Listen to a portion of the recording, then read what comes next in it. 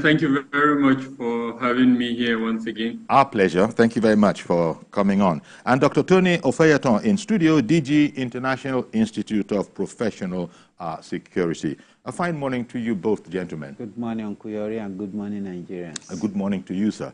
Now, cheering news. You are among those I can remember. It's not today. It's been years we've been talking about this. But the day has come. Is it Uhuru? Well, not yet Uhuru. Not yet Uhuru.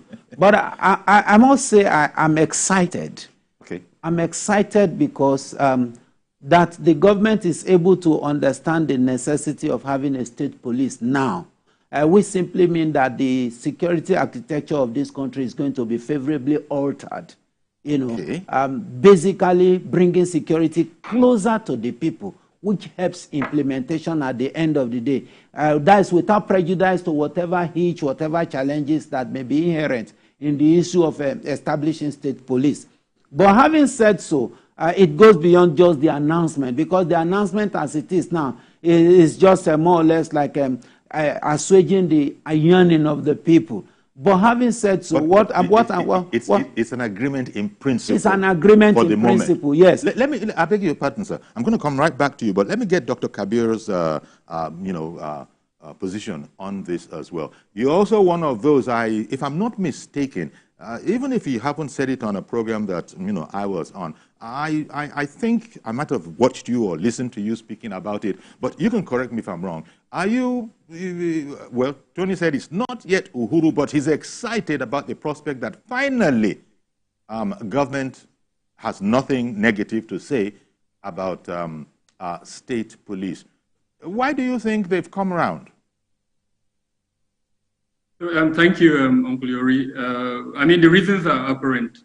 Anyone who has taken time to read through the Renewed Hope agenda would have seen that the government was very clear on the fact that it is interested in the decentralization of security. And the creation of a state police is one of the elements of this decentralization.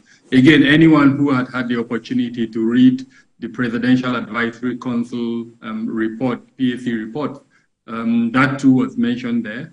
And in fact, they included in that report that one of the objectives of the 9-point priority agenda of this government would include the harmonization of existing police reforms into a single reform agenda, as it were. And in that document, they did speak about the report by former governor of Kaduna State, Governor El-Rufai.